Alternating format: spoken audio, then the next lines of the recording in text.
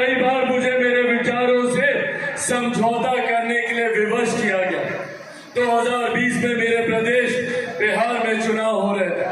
उस वक्त भी मेरे ऊपर यह दबाव था कि मैं अपने विचारों, अपने सिद्धांतों से समझौता कर एक ऐसे व्यक्ति के साथ उनका समर्थन करूं जिनके विचारों से मैं सहमत नहीं। मेरे प्रदेश के वो मुख्यमंत्री रहे, पर मैं मानता हूं कि मेरे प्रदेश बिहार को बदहाली की कगार पर लेकर जाने के लिए अगर कोई एक व्यक्ति जिम्मेदार है तो वो मेरे प्रदेश के मौजूदा मुख्यमंत्री आदरणीय नीतीश कुमार जी। 2020 में अकेले मैंने चुनाव लड़ना पसंद किया, पर कभी भी अपने मुख्यमंत्री नीतीश कुमार के सामने मैंने कोई समझौता नहीं किया।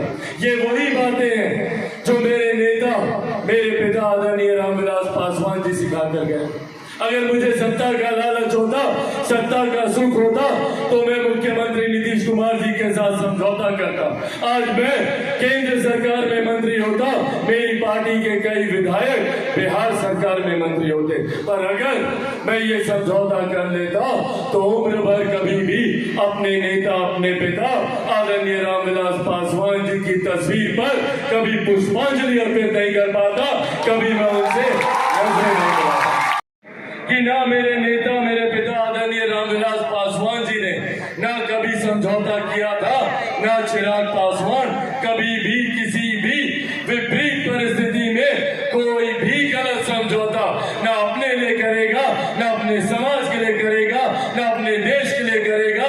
कोई ऐसा समझौता जो हम लोगों को गलत दृष्टि में दिखा। समाज के हक की लड़ाई जो मेरे नेता ने शुरू की, जिसका खूबसूरत उदाहरण आदरणीय वीरेंद्र जी ने दिया कि सामाजिक न्याय का ये पहिया, इसको और मजबूती देने की जरूरत है। आज भी आजादी के 75 साल के बाद भी समय समय पर ऐसे उदाहरण आते हैं जहां पे समाज में भेदभाव जाति के आधार पर किया जाता। आज भी कई ऐसे उदाहरण देखने को मिलते हैं और देश के अलग अलग कोने में ऐसे उदाहरण देखने को मिलते हैं जहां अन्याय जाति के आधार पर होता है, संप्रदाय के आधार पर होता है। मैं हर संभव प्रयास करता हूँ। कुछ दिनों पहले कौशाम्बी में एक घटना घटी थी। न सिर्फ मैंने वहां पर जाने का काम किया जहां पर हमारे ही परिवार से, पासी समाज से आने वाले 3 लोगों की हत्या कर दी गई थी। न सिर्फ वहां जाने का काम किया, बल्कि मुख्यमंत्री से उन्होंने पूरा विश्वास दिया।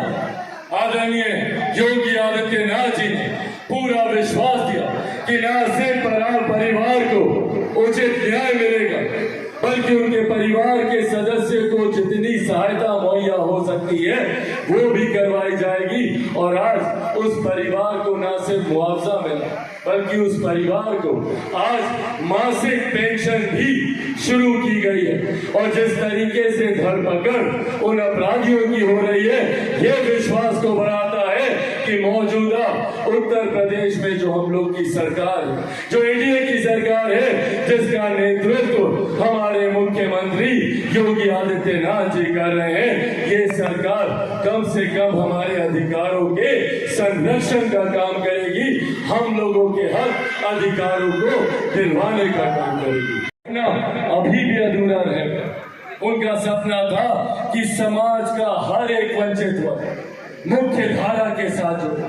जब तक पंक्ति पे, अंतिम पायदान पे खड़ा हुआ व्यक्ति मुख्य धारा से नहीं जुड़ेगा, तब तक हम लोग एक विकसित राज्य, एक विकसित देश की कल्पना हम लोग नहीं कर सकते। और इसी सोच को, उनके इसी सपने को पूरा करने के उत्तरदायित्व के साथ मैं निकला हूं। मेरी रगों में मेरे नेता आदरणीय रामविलास पासवान जी का दूध, उन्हीं के संस्कार है मुझ में, और उन्हीं के अधूरे सपने को पूरा करने की सोच के साथ देखा। मेरे नेता ने इस लड़ाई को उस दौर में शुरू किया था जिस दौर में शायद समाज के वंचित वर्ग के लोगों को कोई पूछता भी नहीं था। परिकाष्ठा इस भेदभाव की इस कदर, इस हद तक थी कि आजादी के दशकों के बाद भी हम सबके नेता ने जिसको अपना नेता माना, डॉक्टर बाबा साहेब भीमराव अम्बेडकर, जिनका नाम लेते आज अलग अलग राजनीतिक दल थकते नहीं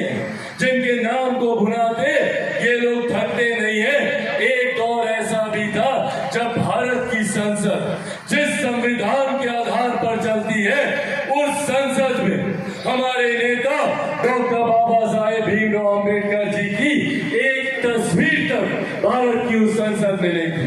सोचिए, आज एक दूसरी बार का सांसद होने के नाते मैं कल्पना भी नहीं कर सकता कि जिनके बनाए हुए संविधान के आधार पर भारत की संसद चलती है, जिस संविधान पे माथा टेककर हमारे प्रधानमंत्री आदरणीय नरेंद्र मोदी जी देश में विकास के कार्यों को गति देने का, गरीब जन कल्याण योजना को आगे बढ़ाने का कार्य करते हैं, एक लंबे समय तक उनकी एक तस्वीर तक भारत की संसद में नहीं थी, बल्कि कई राजनीतिक दल के एक ही परिवार के दो तीन नेताओं की बड़ी बड़ी तस्वीरें भारत की संसद में लगी हुई थी। आज मुझे गर्व होता है कि उनकी डॉक्टर बाबा साहेब भीमराव अम्बेडकर की, आज मुझे गर्व होता है कि डॉक्टर बाबा साहेब भीमराव अम्बेडकर जी का पहला तैलचित्र भारत की संसद में लगाने का काम मेरे नेता आदरणीय रामविलास पासवान जी के द्वारा किया गया।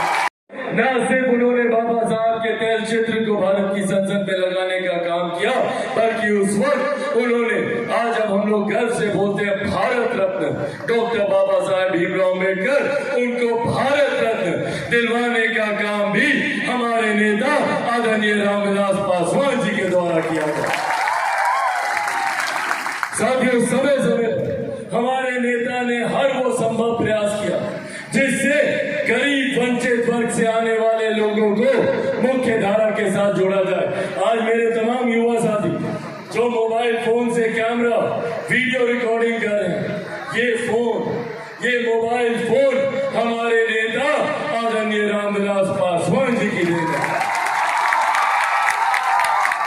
हमारे नेता ने ये बयान दिया था और उस वक्त उनके बयान की भरपूर आलोचना हुई थी, क्योंकि वो दौर ऐसा था जब इनकमिंग कॉल पर भी, जब किसी का फोन आता था मोबाइल पर, तो उस पर भी 16 रुपया 17 रुपया उसमें पैसा देना पड़ता। उस वक्त हमारे नेता ने बोला था कि मैं एक ऐसे दिन का सपना देखता हूं जब हर रिक्शा वाला, हर ठेला वाला के हाथ में ये मोबाइल फोन होगा, बैगन के भाव ये मोबाइल फोन। और आज देखिए, उन्होंने अपने इस सपने को साकार करके दिखाया। मुझे याद है कोरोना के समय जब पूरा देश एक विपरीत परिस्थिति से गुजर रहा था, मेरे नेता का स्वास्थ्य उस वक्त ठीक नहीं था। अगर वो उस वक्त अपने स्वास्थ्य की चिंता करते तो संभवतः आज वो हम लोग के बीच जीवित होते, पर उस वक्त उन्होंने अपने स्वास्थ्य की चिंता नहीं की। उस वक्त उनको इस बात की चिंता थी कि कोरोना में यूपी बिहार से जो सैकड़ों हजारों की संख्या में जो लोग अपने गांव, अपने प्रदेश, मुंबई से, बेंगलुरु से पैदल चलकर आ रहे हैं, उन लोगों को राशन कैसे मिलेगा, उन लोगों को 2 वक्त की रोटी कैसे मिलेगी। उस वक्त हमारे नेता ने खाद्य मंत्रालय का विभाग उनके पास था। उस वक्त उन्होंने इस योजना को बनाया और हमारे प्रधानमंत्री आदरणीय नरेंद्र मोदी जी से मुलाकात कर उन्होंने प्रधानमंत्री गरीब जन कल्याण अन्न योजना के माध्यम से देश में 21 करोड़ लोगों को मुफ्त में राशन दिलवाने का काम किया। ये सोच हमारे नेता आदरणीय रामविलास पासवान जी की किया जाता है। ऐसे में जरूरी है समाज का एकजुट होना, ऐसे में जरूरी है जात से उठकर जमात का एक साथ आना, जरूरी है अपने हक अधिकारों के लिए मजबूती से आगे लड़ना। और आज इसी सोच के साथ आप लोग के बीच आया हूं। कई लोग अलग अलग नामों में बांटते हैं कि भैया फलाना पासी है तो फलाना पासवान है, तो ये है वो है। हकीकत है हम सब एक हैं और हम सब भाई हैं। जब तक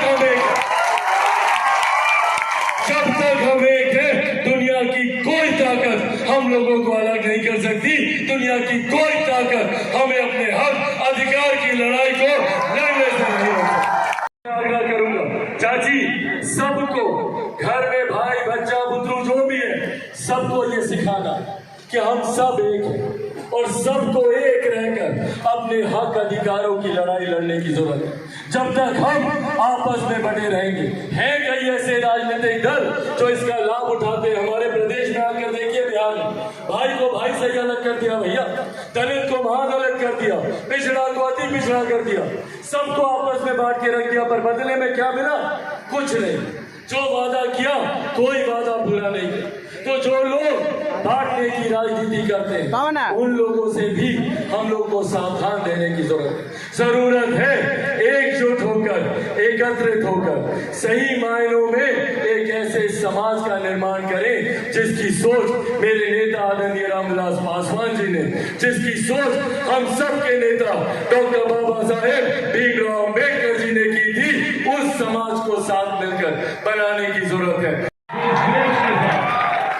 आप लोगों ने अपना साथ दिया, तमाम अपने बुजुर्गों का हाथ जोड़कर आप सबका अभिनंदन करता हूँ। आप लोगों के आशीर्वाद के बिना अब मैं कुछ नहीं हूँ। मेरे परिवार के कई लोगों ने मुझे धोखा दिया, मेरे परिवार के लोगों ने मुझे अपने परिवार से अलग कर दिया। ऐसे में जब मेरे पिता भी नहीं है, मेरे परिवार के लोग भी मेरे साथ नहीं है, तो आप लोगों के अलावा अब मेरा और कोई नहीं है। आप लोगों के भले जो हूँ, आप लोगों का आशीर्वाद। के गंगा बहुउद्देशीय सभागार के सामने चिराग पासवान की गाड़ी खड़ी है और चिराग पासवान की गाड़ी को किस तरीके से नौजवानों ने घेर रखा है। उसके पीछे इसका है कि चिराग पासवान से कैसे उनकी मुलाकात हो और दो शब्द कैसे बात हो। देख सकते हैं कि बाहर जिस तरीके से उनकी गाड़ी यहाँ खड़ी है और कार्यकर्ता और उनके समाज के लोग किस तरीके से चिराग पासवान को गाड़ी के घेरे हुए खड़े हैं। दोस्तों, चिराग पासवान अब निकलने वाले हैं, थोड़ी देर में आप पहुंचेंगे गाड़ी से, अन्य कार्यक्रम के लिए रवाना होंगे। फिर हम आपसे जुड़ेंगे, तब तक इतना ही। जुड़े रहे हमसे बलिया आजकल से। मैं रोशन जायसवाल, नमस्कार।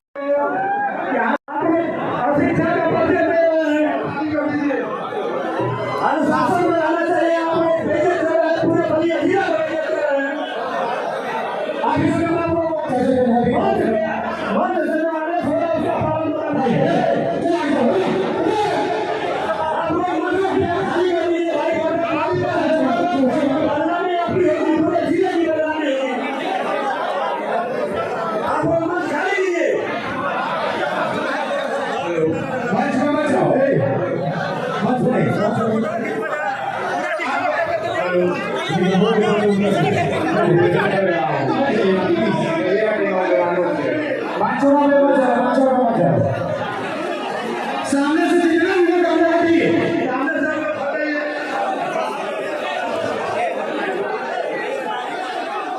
बलिया के नौजवानों से मैं निवेदन कर रहा हूँ कि आप शिष्टाचार में आप लोग कम से कम मंच को खाली कर दीजिए।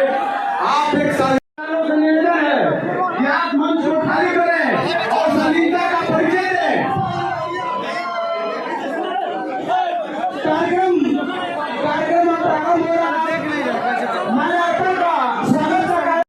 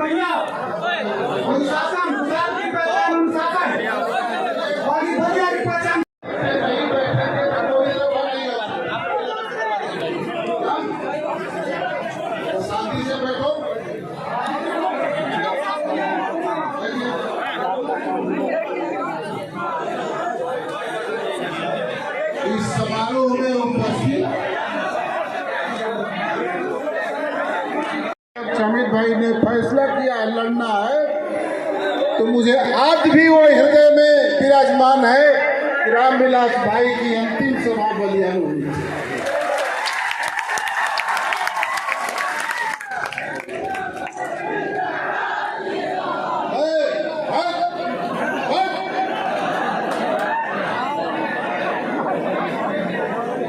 और मैं कह सकता हूं कि विधाता का विधान कुछ और होता है, उसके बाद रामविलास भाई की सभा कहीं नहीं।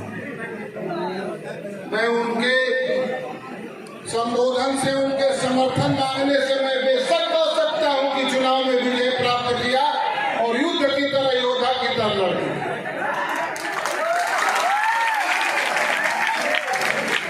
एक बात मैं आपको बताऊंगा, मैंने कहा भविष्य के भारत का सामाजिक न्याय का प्रतीक मेरा भतीजा चिराग है।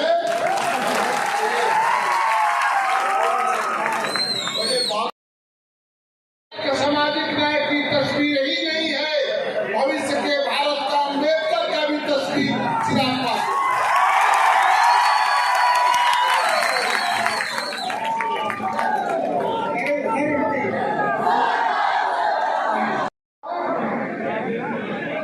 और मैं कह सकता हूं सामाजिक न्याय के साथ धोखा करने वाले लोग आज जो वर्तमान में बैठे हैं बिहार में, भविष्य में और बहुत कम समय में उसका उत्तराधिकारी मेरा भतीजा चिराग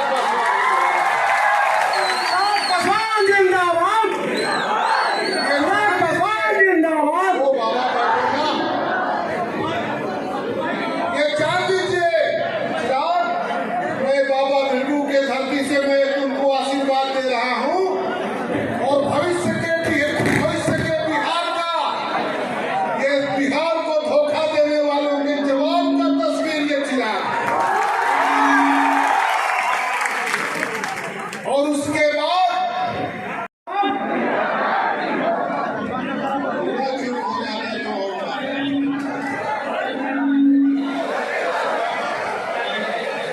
याद कीजिए, सामाजिक न्याय का आंदोलन जब देश में खड़ा हुआ था, मैं कई विचारों से विश्वनाथ प्रताप से सहमत नहीं था। रामविलास भाई अकेले व्यक्ति थे जो मुझे संसद में कहते थे, वीरेंद्र भाई तू मेरा छोटा भाई है, विश्वनाथ प्रताप को कम से कम इतना तो हम कर देना। विश्वनाथ प्रताप हमसे बड़े उम्र में होते थे, लेकिन राजनीतिक सरोकार किस तरह निर्वाह करना होता है आप लोग इस परिवार से सीख सकते हैं। मैं भदोही से जब चुनाव जीतता था, मैं बाबा भिड़ू से इस धरती पर प्रार्थना करता हूं ईश्वर से कि बिहार को, जो देश के लोकतंत्र की जननी बिहार है, उस बिहार को एक सुशासन देने के लिए, समाज को कल्याण कराने के लिए, सभी समाज को साथ ले चलने के लिए बाबा भिड़ूनाथ मेरे भतीजे को सिर पर ताज पहना देना, मेरा यही प्रार्थना है। और उसकी कहानी लिखने का, इतिहास लिखने का ये तस्वीर प्रस्तुत कर रहा है। और आज मैं इतना ही कहूँगा, अपना निवेदन पूरा करता हूँ।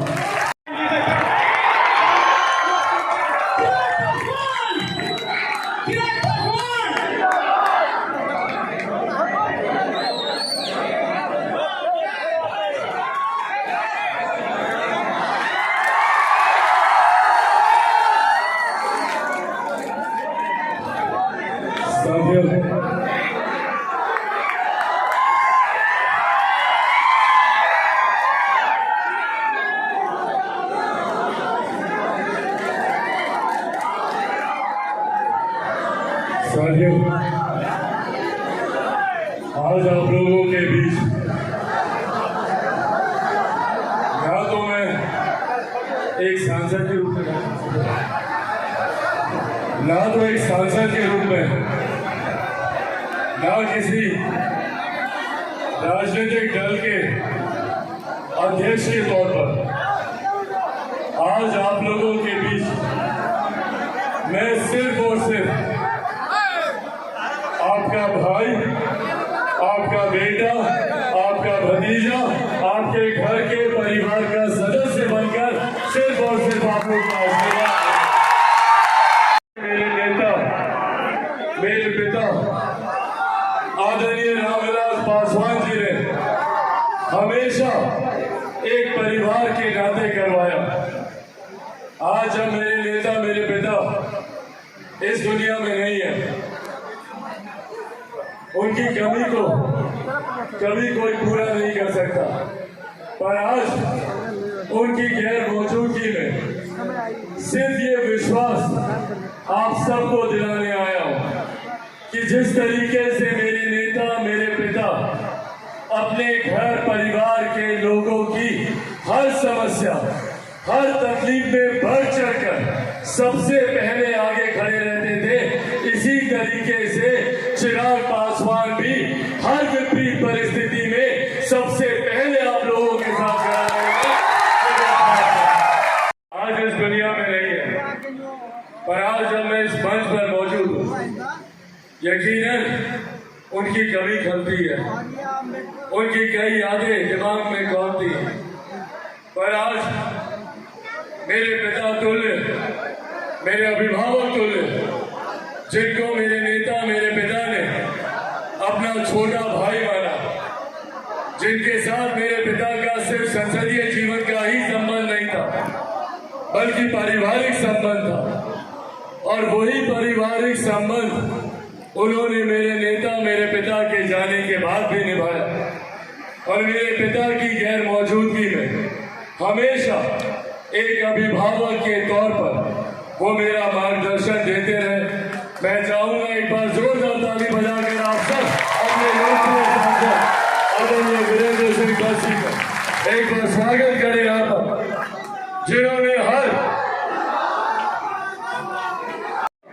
हमेशा मुझे कहा करते थे, उन्होंने हमेशा ये बातें कही कि चाहे कुछ भी हो, कोई भी राजनीतिक दल हो, कोई भी गठबंधन, हमेशा अपने विचारों पर, अपने सिद्धांतों पर चलना जरूरी है। समाज में एक व्यक्ति की पहचान सिर्फ और सिर्फ उसके विचार से होती है, और जो व्यक्ति अपने विचारों से समझौता करता है, वो व्यक्ति कभी भी अपने समाज का, अपने प्रदेश का, अपने देश का नेतृत्व नहीं कर सकता। इसीलिए विचारों से कभी समझौता नहीं।